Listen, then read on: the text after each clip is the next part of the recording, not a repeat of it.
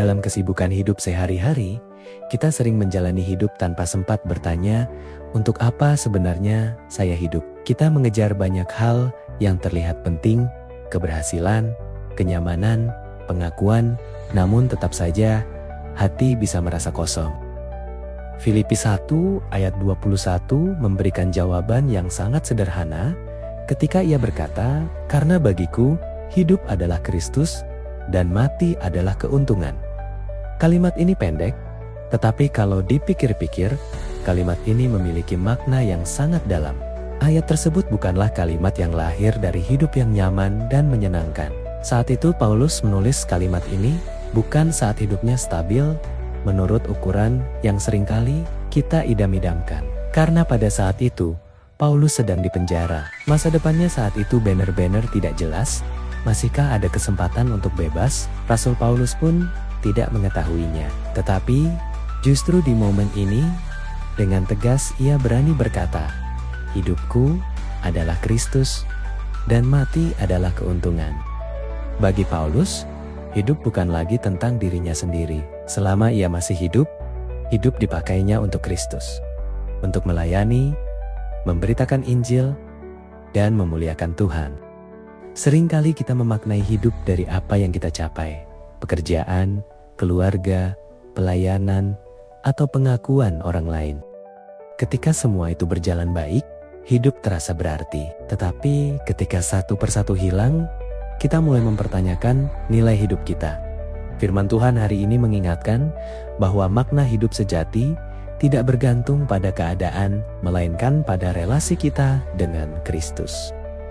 Selama Kristus menjadi pusat hidup kita tidak akan pernah sia-sia. Paulus juga berkata bahwa mati adalah keuntungan. Ini bukan sikap putus asa, melainkan keyakinan iman. Kematian bukan akhir, tetapi perjumpaan dengan Kristus yang ia kasihi. Karena hidupnya sepenuhnya ada di dalam Kristus, Paulus tidak takut kehilangan apapun, baik hidup maupun mati.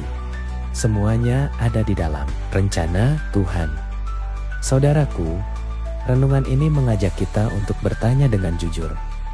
Apa yang menjadi pusat hidup kita selama ini? Apakah Kristus sungguh menjadi alasan kita hidup?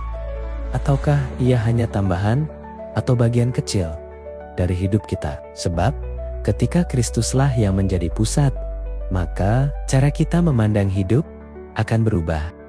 Kita tidak akan lagi hidup hanya untuk diri sendiri, melainkan menghasilkan buah bagi Tuhan. Jika benar hidup adalah Kristus, berarti ketika kita bekerja, kita akan bekerja dengan jujur, bertanggung jawab, dan setia.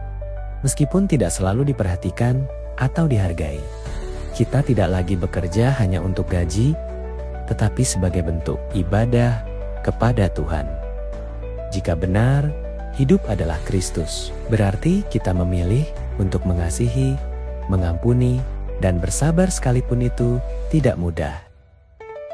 Dalam situasi sulit atau tidak sesuai ekspektasi, pengakuan hidup adalah Kristus menolong kita untuk tetap berharap. Kita percaya bahwa hidup kita ada dalam tangan Tuhan. Kita belajar melihat setiap keadaan sebagai kesempatan untuk bertumbuh dan memuliakan Tuhan. Akhirnya, Filipi 1 ayat 21 menantang kita untuk memeriksa motivasi hidup kita setiap hari. Saat kita bangun pagi, bertanya, untuk siapa hari ini saya jalani? Kiranya dalam setiap aktivitas kita, hidup kita sungguh menyatakan bahwa Kristus adalah pusat dan tujuan hidup kita. Tuhan memberkati.